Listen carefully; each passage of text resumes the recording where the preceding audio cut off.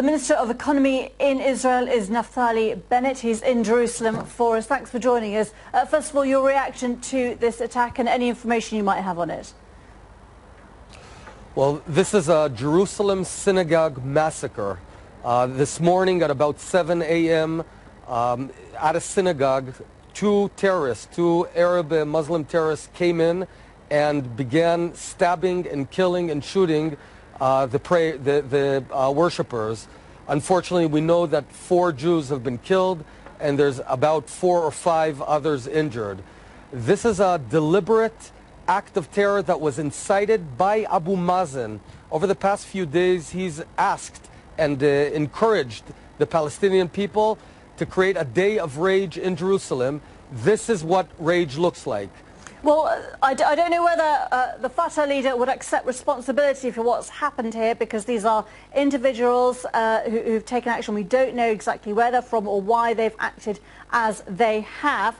And you know, one member of Hamas I've just spoken to has cited, and others are citing, the death of a bus driver, which has also provoked a lot of anger there. And there has been a huge run-up, hasn't there? A spate of attacks and a lot of provocation around the mosque.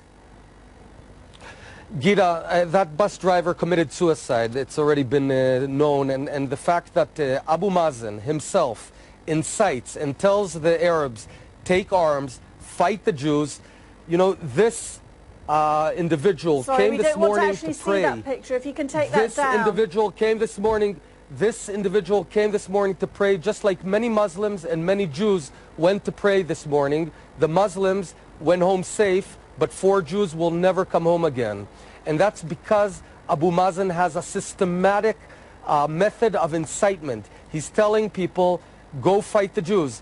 He is providing awards to anyone who kills Jews, including the terrorist who murdered the 3-month-old baby a couple of weeks ago. He gave an award to his family. That's what incitement looks like.